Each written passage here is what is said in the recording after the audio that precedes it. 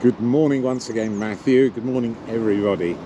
We're doing the second part of this week's walk here at High Ash Farm, and just before I leave this field that we just walked around where the teasels are growing, I can see on the skyline 6 Chinese water deer right on the skyline. Just an amazing sight. And just looking down the walkway we've just been, and we're just going to cross Caister Lane, and just look, coming down towards us, about 20 walkers, all walking with some sticks here this morning, all walking away. I think it's something to do with my new aftershave, you know. It's called Tester. It really does work, goodness me.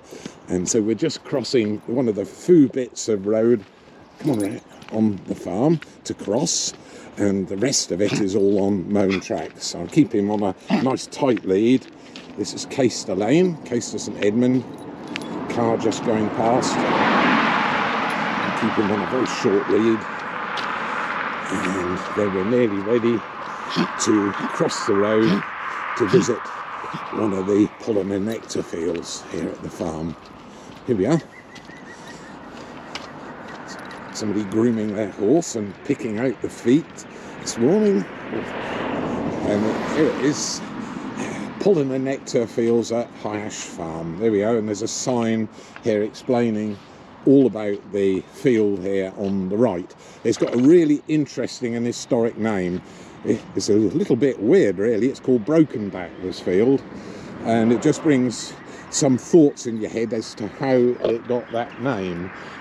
So whether somebody broke their back or a horse had a terrible injury, I don't know. Or the fact that we're going down quite a steep incline and then up a very sharp hill, which was one continuous piece of land, and basically back-breaking work springs to mind.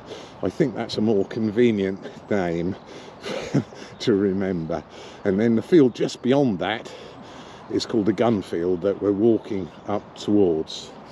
And this field has been pollen and nectar. Oh, lovely. A little orchid coming up right beside us, down on the ground here. Here we are, get the camera up nice and close.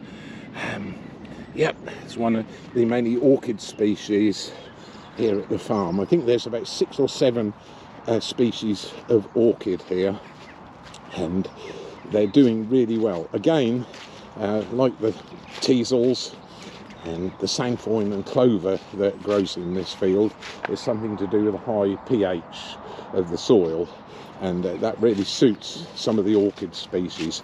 Early purple orchids in the woodland, and lots of pyramidal, some people say, orchids growing on this field, which are really stunning. I think that's the national county flower of the Isle of Wight, pyramidal orchid. We had one growing here last year, over 2 feet tall. That's pretty well knee high, an amazing plant. So there we are, 40 hectares looking in front of us. That's roughly 100 acres in old money, and stretching away way into the distance and coming down into the valley. Not so good for the wildflowers down here. Lots of alluvial soil. Oh, green woodpecker yaffling away in Cantley Hill Plantation, which is that area of woodland over on my left. There we are. I'm being followed by lots and lots of people this morning. Everybody's out walking. It's a little bit cloudy, not too cool. It's relatively mild, about 9 degrees centigrade. Green woodpecker calling again. Lovely sound. There we are. So big open country here, ideal for hares, nesting lapwing. And a few weeks back during the frosts, we had well over 200 lapwing on this slope here. It caught the early morning sun and was nicely thawed by 10 in the morning. All the white had gone.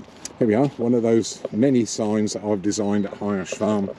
This one says perennial, and that's the difference between some we've seen earlier. This one's been here since 2006. Perennial pollen and nectar wildflower mix.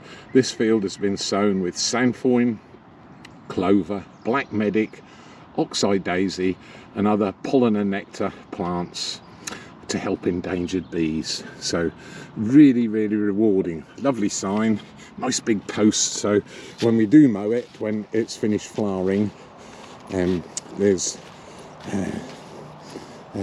it's sort of, how do I describe it? The sign is up above the wildflowers, so we don't actually crash into the signs. I take them all out for safety. So we're just going up quite a sharp incline now. This is about a 60 to 70 foot hill I'm now going up. Little copse of Scots pine on the top of the hill, which I planted in 1973 together with some larch, and there's one or two venerable old oaks dotted in there as well. So there we are. So if I sound out a puff, once again, it's quite a sharp walk up, although it is wheelchair friendly here. You can see the track in front of us.